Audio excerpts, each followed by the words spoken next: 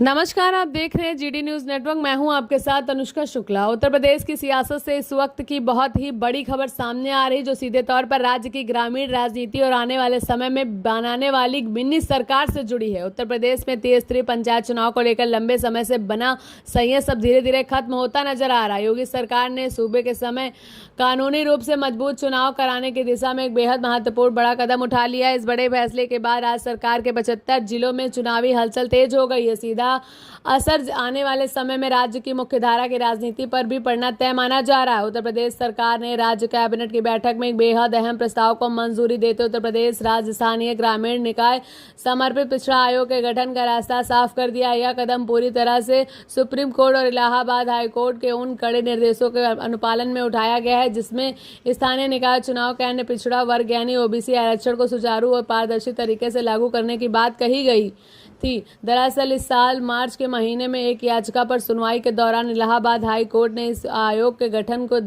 हो रही देरी को लेकर बेहद सख्त रुख अपनाया। अदालत ने सरकार से यह भी सवाल उठाया कि क्या मौजूद पंचायतों का 5 साल का कार्यकाल खत्म होने से पहले यह पूरी प्रक्रिया मुकम्मल कर जाएगी। अदालत की सख्त रुख के पीछे की मुख्य वजह क्या है? संवैधानिक नियमों के मुताबिक राज्य सरकार स्थानीय निकाय चुनाव ओबीसी वर्ग को सीधे तौर पर राजनीतिक आरक्षण का लाभ नहीं दे सकती है। इसके लिए सरकार को एक बेहद कड़े तय कानूनी ढांचे से गुजरना पड़ता है, जैसे ट्रिपल टेस्ट कहा जाता है। ट्रिपल टेस्ट प्रक्रिया को पूरा करने के लिए सबसे पहले एक समर्पित आयोग का गठन करना अनिवार्य होता है, जो पिछड़ेपन की वास्तविक स्थिति को जानने के लिए जमीनी स्तर पर व्यवहारिक जांच कर सके और संवैधानिक सीमाओं के भीतर रहकर आरक्षण का सही अनुपात तय कर सके। कैबिनेट ने इस प्रस्ताव को मंजूरी मिलने के बाद अब यह नया ओबीसी आयोग उत्तर प्रदेश के सभी 75 जिलों के दौरा करेगा। वहां जाकर यह आयोग जाति जगत और आर्थिक आंकड़ों की गहराई से समीक्षा करेगा और ग्रामीण निकायों में पिछड़े वर्गों की वास्तविक सामाजिक स्थिति का एक समकालीन अध्ययन तैयार करेगा। इस अध्ययन में व्यवहारिक जांच के बाद आयोग की रिपोर्ट और सिफारिश सौंपेगा। उसी के आधार पर तय किया जाएगा किस पंचायत में ओबीसी वर्ग को कितनी सीटें आरक्षित की जानी चाहिए। सरकार की पूरी कोशिश यह है कि आरक्षण का यह नया आधार कानूनी रूप से इतना मजबूत और सटीक हो जाए कि इसे आगे चलकर किसी भी अदालत में चुनौती ना दी जा सके।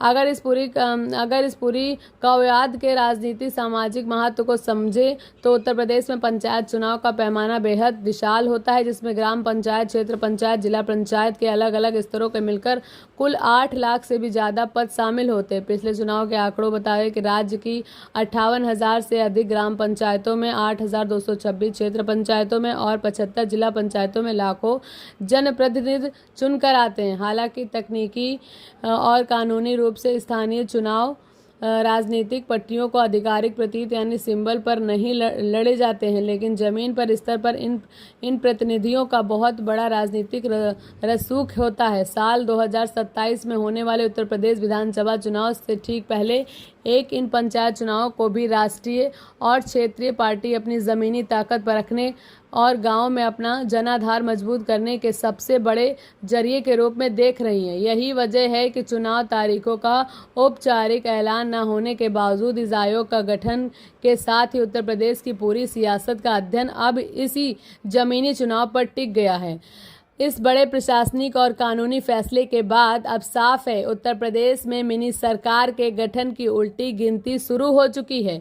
अब देखना बेहद दिलचस्प होगा कि यह नया गठित आयोग अपनी रिपोर्ट कब तक तैयार करता है और वह कौन सी तारीख होगी जब उत्तर प्रदेश की जनता अपने स्थानीय प्रतिनिधियों को चुनने के लिए मतदान केंद्रों का रुख करेगी। इस पूरी प्रक्रिया पर हमारी नज़र लगातार बनी रहेगी। देश दुनिया की तमाम बड़ी खबरों और सटीक विश्लेषण के लिए आप जुड़े रहिए हमारे साथ। देखते रहिए जीडी न्यूज़ नेटवर्क। धन्यवाद।